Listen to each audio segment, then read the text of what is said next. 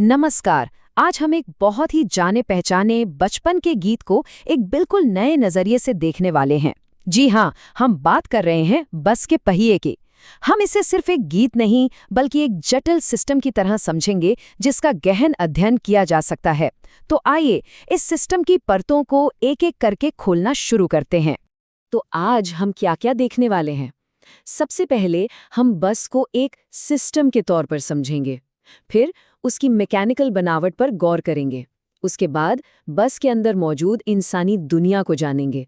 फिर देखेंगे कि शहर की यात्रा का क्या मतलब है और आखिर में हम इन सब बातों का एक अंतिम विश्लेषण करेंगे। चलिए अपने विश्लेषण के पहले हिस्से से शुरुआत करते हैं, जहां हम इस पूरी कहानी के केंद्र में मौजूद चीज यानी बस को समझने की कोशिश करेंगे।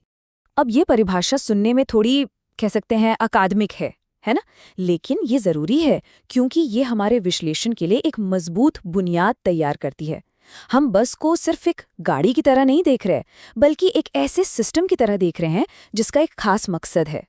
और यहीं से सब कुछ शुरू होता है। ये हमारे सोर्स टेक्स्ट की पहली और सबसे अहम लाइन है। ये एक छोटी सी लाइन असल में हमारी पूरी पड़ताल की नींव है। यही वो सरल सा वाक्य है जो गति और दोहराव के उस पूरे सिस्टम को चालू कर देता है जिसकी हम पड़ताल करने वाले हैं।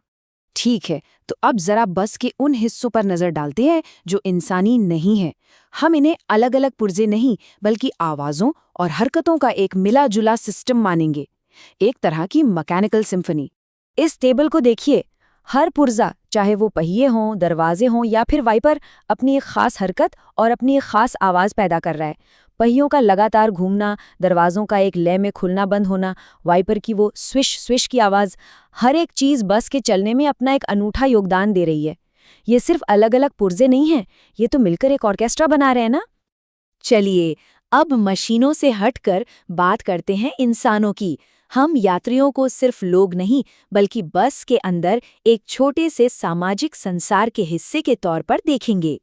यहाँ हमें पहली बार बस के अंदर मौजूद लोगों से मिलवाया जाता है। और देखिए, इससे पहले कि हम जाने कि वो कौन है, हमें बताया जाता है कि वे सब एक साथ ऊपर और नीचे जा रहे हैं।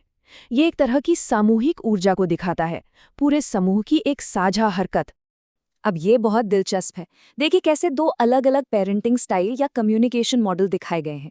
एक तरफ है मम्मियाँ जो श करके माहौल को शांत करने की कोशिश कर रही हैं, और दूसरी तरफ है डैडीज जो सीधे सीधे प्यार का इजहार कर रहे हैं, आई लव यू।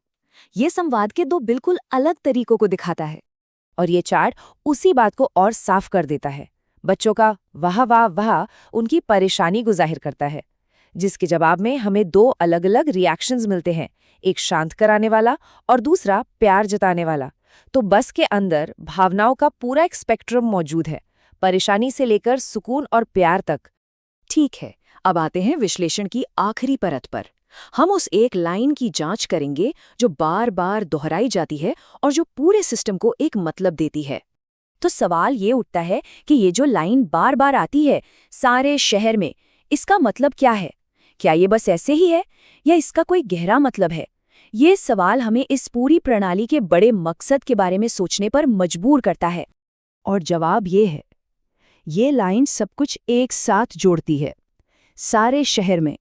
ये सिर्फ एक जगह नहीं बताता, ये बस की सारी हरकतों को, अंदर बैठे लोगों की बातचीत को एक बड़े मकसद से जोड़ देता है। ये बताता है कि ये सब कुछ एक यात्रा का हिस्सा है, एक कहानी का हिस्सा है। यही वो धागा है जो इन सभी अलग अलग घटनाओं को एक कहानी में पिरोता है। तो चलिए अब तक हमने जो भी समझा उसे एक साथ समेटते हैं और देखते हैं कि हम किस नतीजे पर पहुंचे हैं। तो हमने क्या देखा? पहली बात कि बस सिर्फ एक गाड़ी नहीं बल्कि आवाज और हरकत का एक पूरा सिस्टम है। दूसरी बात कि इसके यात्री एक छोटा सा समाज है जिनकी अपनी अपनी भूमिकाएं और बातचीत है। और तीसरी और सबसे जरूरी बात कि सारे शहर में की ये यात्रा ही इन सभी मैकेनिकल और इंसानी हिस्सों को एक मकसद देती है। और आखिर में एक सवाल, अगर बस पूरे शहर में घूमती है तो क्या वो सिर्फ शहर में जो हो रहा है उससे दिखा रही है, या फिर अपनी हरकतों, अपनी आवाज़ों और अपने अंदर के छोटे से समाज के जरिए क्या वो खुद उस समुदाय को बनाने में हिस्सा ले रही है जिससे वो गुजरती है? इस पर सोचिएगा जरूर।